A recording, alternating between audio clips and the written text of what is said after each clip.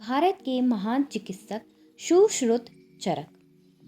सृष्टि के आरंभ से ही मानव अपनी आयु तथा अपने स्वास्थ्य के प्रति सचेत रहा है। समय समय पर विशिष्ट व्यक्तियों को जिन वस्तुओं से कोई अनुभव हुआ, उन सिद्धांतों के संकलन से ऐसे ग्रंथों का निर्माण हुआ जो मानव के स्वास्थ्य के लिए कल्याणकारी सिद्ध हुए।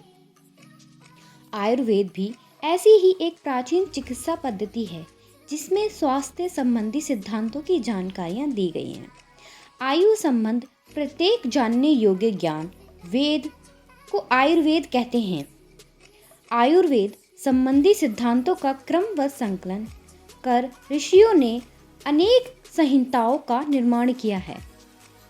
इन संहिताओं में सुश्रुत संहिता, शल्य तंत्र प्रधान और चरक संहिता काय चिकित्सा प्रधान ग्रंथ है।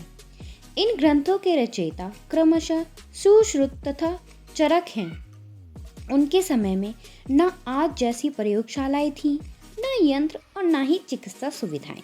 अपनी ज्ञान और अनुभव से उन्होंने चिकित्सा के क्षेत्र में ऐसे उल्लेखनीय कार्य किए जिनकी नींव पर आज का चिकित्सा विज्ञान सुदृढ़ता से खड़ा है।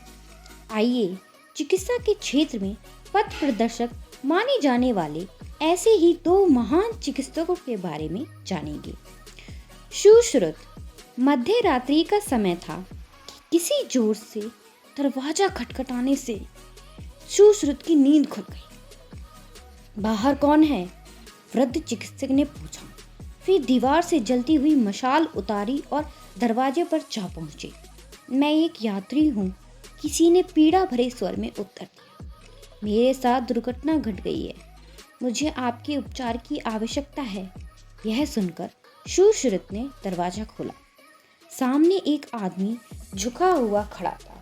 उसकी आंखों से आंसू बह रहे थे और कटी नाक से खून। सुश्रुत ने कहा, उठो बेटा, भीतर आओ, सब ठीक हो जाएगा, अब शांत हो जाओ। वह अजनबी को एक साफ सुथरे कमरे में ले गए। शल्य चिकित्सा के उपकरण दीवारों पर टंगे हुए थे। उन्होंने बिस्तर पर खोला और उस अजनबी से बैठने के लिए कहा। फिर उसे अपना चोंगा उतारने और दवा मिले पानी से मुंह धोने के लिए कहा। चिकित्सक ने अजनबी को एक गिलास में कुछ द्रव्य पीने को दिया और स्वयं शल्य चिकित्सा की तैयारी करने लगे। बगीचे से एक बड़ा सा पत्ता लेकर उन्होंने अजनबी की नाक नापी। उसके बाद दीवार से एक चाकू और एक चिमटी लेकर उन्हें आग की लौ में गर्म किया। उसी गर्म चाकू से अजनबी के गाल से कुछ मांस काटा। आदमी करहाया, लेकिन उसका दर्द नशीली द्रव्य पीने से कुछ कम हो गया था। गाल पर पट्टी बांधकर सुश्रुत ने बड़ी सावधानी से अजनबी की नाक में 2 नलिकाएं डाली। गाल से कटा हुआ मांस और दवाइयां नाक पर लगाकर उसे पुनः आकार दिया। फिर नाक पर घुंघची व लाल चंदन का महीन बुरादा छिड़ककर हल्दी का रस लगा दिया और पट्टी बांध दी। अतः अंत में सुश्रुत ने उस अजनबी को दवाइयां और बूटियों की सूची दी जो उसे नियमित रूप से लेनी थी। उस कुछ सप्ताह बाद वापस आने को कहा जिससे वह उसे देख सके। आज से 2500 वर्ष पूर्व सुश्रुत ने जो किया था उसी का विकसित रूप आज की प्लास्टिक सर्जरी है। सुश्रुत को प्लास्टिक सर्जरी का जनक कहा जाता है। सुश्रुत का जन्म 600 वर्ष ईसा पूर्व हुआ था।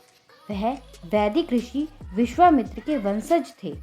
उन्होंने वैद्यक और शल्य चिकित्सा का ज्ञान वाराणसी में दिवोदास धन्वंतरी के आश्रम में प्राप्त किया था। वे पहले चिकित्सक थे जिन्होंने उस शल्य क्रिया का प्रचार किया जिसे आज सिजेरियन ऑपरेशन कहते हैं। वह मूत्र नलिका में पाए जाने वाले पत्थर निकालने में, टूटी हड्डियों को जोड़ने और मोतियाबंद की शल्य चिकित्सा में दक्ष थे। सुश्रुत एक अच्छे अध्यापक भी थे। उन्होंने अपने शिष्यों से कहा था, अच्छा वैद्य वही है जो सिद्धांत और अभ्यास दोनों में पारंगत हो। वे अपने शिष्यों से कहा करते थे कि वास्तविक शल्य चिकित्सा से पहले जानवरों की लाशों पर शल्य चिकित्सा का अभ्यास करना चाहिए। अपनी पुस्तक सुश्रुत संहिता में उन्होंने विभिन्न प्रकार के 101 चिकित्सा उपकरणों की सूची दी है। आज भी उन यंत्रों के समान यंत्र वर्तमान चिकित्सक प्रयोग में लाते हैं। वह चिमटियों के नाप उन जानवरों या पक्षियों पर रखते थे जिनकी शक्ल से वे मिलते थे, जैसे क्रोकोडाइल, फारसेप्स, हॉगबिल, फारसेप्स आदि। इसके बाद आते हैं चरक। प्राचीन काल में जब चिकित्सा विज्ञान की इतनी प्रगति नहीं हुई थी, गिने चुने चिकित्सक ही हुआ करते थे।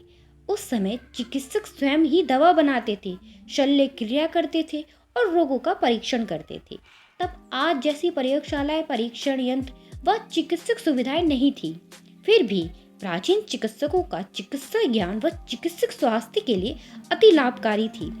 2000 वर्ष पूर्व भारत में ऐसे ही चिकित्सक चरक हुए जिन्होंने आयुर्वेद चिकित्सा के क्षेत्र में शरीर में विज्ञान, निदान शास्त्र और भ्रूण विज्ञान पर चरक संहिता नामक पुस्तक लिखी।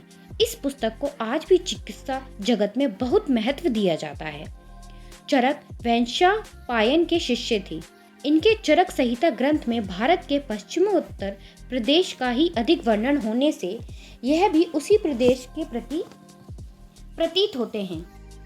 कहा जाता कि चरक को शरीर में जीवाणुओं की उपस्थिति का ज्ञान था, परंतु इस विषय पर उन्होंने अपना कोई मत व्यक्त नहीं किया।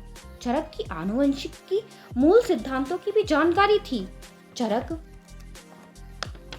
ने अपने समय में यह मान्यता दी थी कि बच्चों में आनुवांशिक दोष जैसे अंधापन, लगड़ापन जैसी दिव्यांगता माता या पिता की किसी भी कमी के कारण नहीं, बल्कि डिंबाणु या शुक्राणु की त्रुटि के कारण होती थी। यह मान्यता आज एक स्वीकृत तथ्य है। उन्होंने शरीर में दांतों सहित 360 हड्डियों का होना बताया था। चरक का विश्वास था कि हृदय का नियंत्रण केंद्र है। चरक ने शरीर रचना और भिन्न अंगों का अध्ययन किया था। उनका कहना था कि हृदय पूरे शरीर की 13 मुख्य धमनियों से जुड़ा हुआ है। इसके अतिरिक्त सैकड़ों छोटी बड़ी धमनियां हैं जो सारे ऊतकों को भोजन रस पहुंचाती हैं और मल व व्यर्थ पदार्थ बाहर ले आती हैं। इन धमनियों में किसी प्रकार का विकार आ जाने से व्यक्ति बीमार हो जाता है। प्राचीन चिकित्सक आत्रेय के निर्देशन में अग्निवेश ने एक बृहत संहिता ईसा से 800 वर्ष पूर्व लिखी थी। इस बृहत संहिता को चरक ने संशोधित किया था, जो चरक संहिता के नाम से प्रसिद्ध हुई थी। इस पुस्तक का कई भाषाओं में अनुवाद हुआ है। आज भी सुश्रुत संहिता तथा चरक संहिता की उपलब्धि इस बात का स्पष्ट प्रमाण है कि ये अपने अपने विषय के सर्वोत्तम ग्रंथ हैं।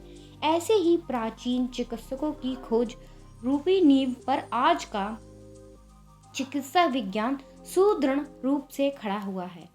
इन संहिताओं ने नवीन चिकित्सक विज्ञान को कई क्षेत्रों में उल्लेखनीय मार्गदर्शन दिया है।